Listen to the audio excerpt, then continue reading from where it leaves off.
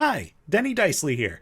If you've been enjoying these Dungeon Master Roundtable episodes, be sure to subscribe to this YouTube channel and ring that bell to get notified when new videos go up. The topic you're about to watch today is just one of a few that were covered during a live-streamed episode on the Dicely DnD Twitch channel. The music you'll hear in this video was created by Tabletop Audio, and I'll let our guests introduce themselves. Hi, I'm Fred Wheeler. I run the How to D&D YouTube channel. I talk about Dungeons & Dragons, mostly 5e right now, and I do talk about other RPGs, and I'm the one who wrangles everybody into these things usually. Hi, I'm Logan. I am one of the players in the Play Dicely D&D campaign, and off of Twitch and YouTube and stuff, I DM a home game that Denny used to be a part of. I'm Jordan with Flutes Loot. My wife and I, Opal, do a YouTube channel for D&D variety topics, as well as our website, flutesloot.com. We kind of specialize in her doing lore and crafting magic items, especially magic item formulas. And I'm big into improv and crunchy numbers, as well as reviewing things. So between the two of us, we get quite the spread of content. Happy to be here. Hope everybody's refreshed, because we are getting into our third topic of the evening. So, sources of magic is an area of interest to me, and some examples that are presented in D&D lore include Arcane, Divine, Psionic. I think Natural's another one, but it might be able to be lumped into Divine. Anyway, that's beyond the point. So, have you ever created a new source of magic beyond the ones I just mentioned? If you have, tell us about it. What made it different? If not, have you twisted one of the pre-existing ones into something different than what it was? Or do you just prefer to leave magic as it is? Logan, if you'd like to leave this one off. Yeah, so overall, I'd say the majority of the time, I've just left it alone. I probably actually kind of ignore the sources of magic as a whole, but in my current game, if any of my players watch this, skip ahead until I'm done talking. There's a force of cosmic magic in the world. Very, Call of Cthulhu, Lovecraftian inspired magic, this magic that mortals should not dabble in. And the more that they dabble in, very powerful stuff will come, but there are heavy consequences. And probably in, the next 4 sessions or so, my players will finally find a source of this magic. And I'm interested to see how my party decides to use it. Thankfully, I don't think it'll derail things too much, but one of the things, though, in terms of, I think one of the tweaks with at least 5th edition, which I've played the most, that I've started to incorporate with the magic is almost like something past 9th level spells, like an anime I really like called this type of magic, like world magic, this magic that the characters could not do, but there was a way to achieve it, something that they didn't know that was beyond all these things, with the idea that and I want to start implementing it to my players with the idea that, if they figure out how to do these things, or come up with a creative solution in the when we're at level 20 for huge problems, it leaves a lasting impact on the world. It's not a spell that happens once. It is, you've used magic to stop this river. It's permanently stopped there in some weird time stasis thing, or you've redirected the fault lines under this town and caused this earthquake somewhere, and that is a permanent fixture in the world now, which I think maybe comes from a background of older editions of D&D, having a lot of grander magic, as 5th edition scaled things back, but I've been ooh, this is something I like to reintroduce to my world. Well, I'm sad I'm not in your campaign anymore. There's always a seat for you. I know, I'm so busy. I'll pass it over to Jordan. the cosmic thing, the eldritch, that reminds me a lot of what's going on with One Punch Man right now with Garo, where he like gains cosmic power and understanding of all things energy. Pretty cool. But to the question, first of all, even if you use the same sources like arcane, divine, psionic, nature, whatever, you can always visualize it differently. Like even if you use the concept of the weave, I like to picture like a wizard using the weave like a mathematician uses graph paper. Like they see the lines and they're like doing geometry. But then like a bard sees lines for music, you know, and plays them like ley lines to make them, you know, manipulate them that way. So even if you don't invent a new source, like the way you visualize it can be different. Having said that, a few twists I've gone with for some different sources of magic are runes and talismans. Like I full on did a campaign that the whole plot was about getting talismans. It was Jackie Chan Adventures is what it was. And anyone who watched that cartoon, I fully leaned into like, I'm doing a Jackie Chan Adventures campaign. That's what it is. So I wrote all these talismans and how powerful they were and that sort of thing. That was fun. Another thing I did was based on Horizon Zero Dawn, where what seems like magic to tribal ancient primitive people was just the technology of those that predated them. And so you could literally find technology that seemed like magic. You know, you're making the earth suddenly float up and levitate, but that was just the science of before, you know, using magnets, for example. Another one is kind of goes with runes, is power words, which is kind of that Skyrim system of like words have power. The ancient language, the more that you understand the ancient language, maybe the more powerful your magic becomes, and that can be a fun thing to explore. And then another one, I've been doing a lot of reviews for Critical Role's subclasses that involves a lot of blood magic, Hemocraft, which isn't for everyone because of self-harm, but I've found it's also really easy to reflavor it to have nothing to do with blood if you want. But either way, like even from like Dragon Age 2, like blood magic, it seemed like everyone who was down on their luck suddenly like turned into a blood demon because they were like, oh, I've got nothing to lose. Blood magic, you know. And so that was a big thing there. So those are some other like sources of magic that I've found interesting to explore. You can reflavor any of them, you can make them your own, but when you really get into it, there's so many different sources of magic in fiction or in the natural world that you can kind of visualize it or reinvent it. Yeah, I completely forgot about blood magic, but that's a pretty common one. Thank you. We'll move on to Fred. So I guess creating magic has not really been something I have really not dabbled that much in it, I would say. I mean, I have and I haven't. I really haven't felt like it was something I needed to do much with. That being said, a lot of the Forgotten Realms or D&D lore around how magic works and the weave and Mystara and all that sort of stuff, divine magic and arcane magic, I'm not really that sort of sold on it. It's never been that appealing to me. It's been like, okay, they've figured something out and it's got a story behind it. But I'm honestly more drawn to the concept that magic is magic. Like, magic is one of those things that it's mysterious, it's strange, it's unknowable, or it's unknown. That's what makes magic magic, right? We don't know what's going on exactly with it. So I have incorporated that into some of my worlds where, you know, trying to understand magic is like, well, you're wasting your time because it is the unknowable. But there have also been times, yet again, I am prone to drawing on older histories and cultures in terms of how they view magic. And so magic is a primal thing, so it's like earth and sky, so Mother Earth and Father Sky, those concepts where they come together, and that's where magic comes, is the linking of the two, and they have their own magic of a nature, you know, the magic of the sky and the magic of the earth.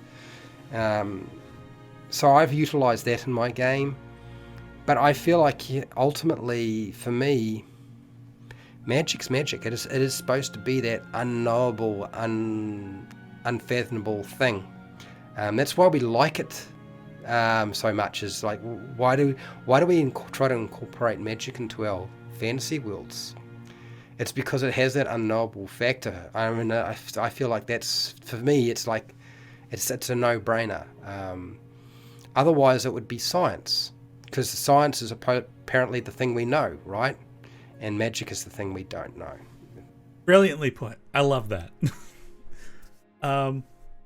Yeah, I mean, like I've mentioned, like at the beginning of this thing, like sources of magic is something that interests me, and I feel like you kind of touched a bit on it there. It's like, it's that bit of my brain where it's like, I want to know how this works. Meanwhile, of course, magic doesn't exist in the world we live in, but it permeates these D&D settings. And yes, I think magic should absolutely just flow in the world. And I'm just like, let's figure out these different, like, that pond is magic and that rock over there is magic, and I want to know how these people dissect these things as well. Is it healthy? Probably not. But on a similar vein to what Logan pitched about this cosmic eldritch magic source, I've come up with one that's not completely original. I've just titled it Void Magic. Things I like to consider with magic sources, it's like, what is the source? Where does this power come from? How powerful is it? Kind of like what Logan was saying about world magic, like, how mechanically can it be used, or is it beyond the game mechanics? And then, societal kind of things, like, how do people view this type of magic? And is there a cost of tapping into it? With this void magic, and this will probably be a little bit of a fun treat for Logan, because I've teased his character has a little bit of this within him, within them. It's like the darkness beyond the universe, Like, druids are like, the stars hold back that darkness, but somehow it still seeps into the world. And it's like what monsters are forged from.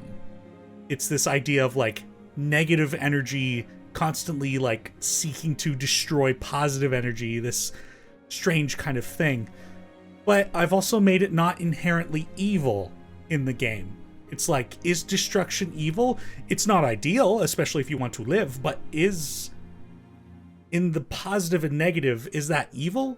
No, it's just differing types of energies. It's like, can nature be evil? Not really. It's just sometimes it's not the way we want or what's conducive to survival. Though that being said, if magic users, like, tap into this thing, it's like, well, you're probably going to lose a limb at some point as your body begins to wither and decay, because you are positive energy. So that's this kind of idea I'm playing off of with this void magic. It's harmful to magic users who aren't from that dark beyond, so to say. Is that a thing? I don't know. Maybe. But yeah, those are the kind of fun things I like to think about with magic sources. I should devise a few more just for the fun of it. Yeah, it's just something I like to do. I'll open the floor to everybody. Is there anything anybody heard that they want to touch back on? Yeah, Fred brought up magic being mysterious. One thing I think that magic sources should empower a DM to do is make players realize that they can't understand all the magic by just reading all the spells in the player's handbook, and just be like, oh, here's the meta game, like, I need to have disintegrate for force cage, and I need to have sleep for this and that, like, there should be more mystery to it. They should be surprised by spells people cast. They should be surprised when a sorceress child manifests the ability to accidentally fireball everyone around them when they get angry, and so the government tries to seize them and harness that power. A player might say, oh, that kid's level 5? Like, no, they're not a PC. They have one trick and they don't know how it works. I love using those sorts of things in a world, so it remains mysterious to see people doing, like, things like that, and the players saying, like, why can't I do that? Well, people look at you and say, why can't I do that? So it should be an air of mystery to it. Even the wizards who study it should be fascinated when they see new spells, or they see people do things without a component, like Full Metal Alchemist, like, why is he not needing a transmutation circle? You know, like, I think, Denny, something you said reminded me of that, you know, discovering strange ways that people have broken the system. They go against the rules. How do they do that? You know, those are the kind of things that bring the wonder back into Magic for players like me who used to read all the spells while I was on the toilet at work just so I could learn the spells better, you know. So it's nice to switch things up a little bit more. On my phone. I didn't have a player's handbook at work, to clarify. So, I was thinking back to Star Wars and the Force, the light side and the dark side. And that's a very good example of trying to marry science with magic. And it's not inherently evil, magic, or bad or good. It's just there, and it has different elements to it. And I think it was one of the clever things that George Lucas introduced into Star Wars that actually really sort of made people feel like, okay, because it's a combination of, when you think in terms of the aspect of the Force, really what we're talking about is we're talking about magic. We're not just talking about magic, we're talking about God. Do you know what I mean? Because in many respects, and then if you talk to George Lucas, he'll talk about the wills. The wills, you know, control the Force. So the wills are essentially like a, I guess, and he's never really had an opportunity to expand on this, but my understanding is that it's like a supreme beings, which are very much godlike in nature, and they influence the world at a subatomic level. Like, ultimately, the very grains of the universe are made up of that. And I find it interesting that is often what we're looking for in Dungeons and Dragons, is to try to sort of duplicate that. This is why magic is very much tied to gods, right? And the gods are the ultimate wielders of magic in a Dungeons and Dragons world, and in the Star Wars universe, it's the Force and it's the wills. And one of the interesting things about it is that dichotomy between Force and magic and technology. Do you know? Because if you watch Star Wars and then you look at what we do with Dungeons and Dragons, it's like that battle between how the world works and the science of the world and the physics of the world and the normal way things are. And then to battle that, you have magic or the Force. And Star Wars is that representation of how the Force, God or godlike beings, and the Spirit, because everybody's made up of this stuff, right? And kind of like the assumption in magical worlds is magic is sort of in everything, quite often. You know, the world is made up of it. Is that the Spirit, Force, magic can defeat technology. And I think a lot of those sort of themes do actually make their way into our Dungeons and Dragons games or our fantasy games or role-play games, is that battle between the very nature of the world that we live in that is so hard to change, and that unknown factor that can make all the difference, which is made up of gods and deities and the spirit of the being and magic and the Force. It all sort of combines. I've never been hugely fond of Mystara and the Weave and how it's depicted in Dungeons and Dragons lore myself. I understand it is a concept that's been drawn from other cultures, which is fine, but it's something that I really was drawn to. But when I think in terms of magic, I think Star Wars and I think the Force, and I think that's really what I want from my magic. Do you know what I mean? That's what I want it to be more like. Yeah, and there was one other thing too that Logan, you had pointing out. You were talking about higher level spells and higher level magic. And actually in the Dungeons and Dragons universe, or universes, or whatever you want to call it, there were 10th level spells. Apparently in the lore, and you probably people already are aware of this, right?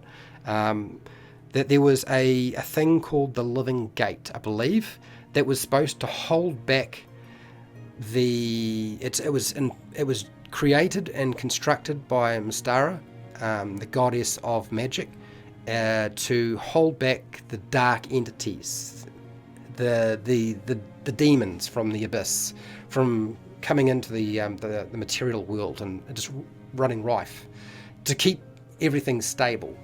And some idiot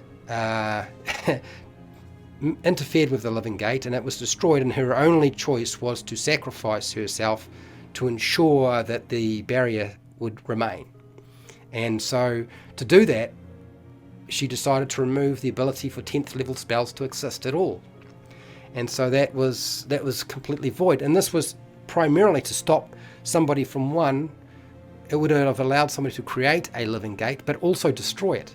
So to maintain that barrier, she destroyed the ability or removed the ability for 10th level spells to exist in the game. So that's why they only ever go up to level 9 and then they stop. And none of the gods can actually duplicate these 10th level spells either. So it's an interesting concept, and it has a lot behind it. And so can you imagine what would happen if you took your campaign back step by step by step to a time when Mystara was still around and the Living Gate still existed and there were 10th level spells back then? Like, that would be something. You might have a bit of work ahead of you if you're a dungeon master trying to write that stuff up. Good luck. Yeah. Yeah, waiting for that Wizards of the Coast UA of 10th level spells. It'll never happen. Is there anything else anybody wanted to add before we move on to the next topic? Yeah, I think for me it's like all of this comes back to the most interesting part for me of like changing magic is, I think, Jordan touched on it, and the talk of the Force also just like made me think of it as that idea of the unknown. I want my players to have like a way of creating things that aren't just in that book. Because I think as a spellcaster, it's like it's really easy to feel like you're stuck to like these are the spells and that's all they can ever be. And I like by changing it up on my end, it's that hope that the players feel the freedom to change things up on their end. They can come up with an idea being like, oh, could I do this thing? And it'll be like, cool, yeah, your character will have to figure this out. But totally, and then write that down for future campaigns being like, all right, Denny has created this spell. Yeah, I wish that was something that players embraced more. I mean, there's so many of those legacy spells, where it's like Tensor's Floating Disc, they actually have a name with it. It's like, come on, players, do that. I'd love to throw your name on a spell. That goes right back in history, right? Because there are quite a few spells that are like that, are based off an actual character where they actually created and crafted. So dungeon masters from our past, right back to our the creators of Dungeons and Dragons, allowed their players, if you're not paying attention, Gary and Dave Arneson did this, they allowed their players, often their kids, but also their players, to create new spells. And those spells were literally had their name attached to it. Malfoy's Acid Arrow is his son, Luke. That's his character. That's his spell he created.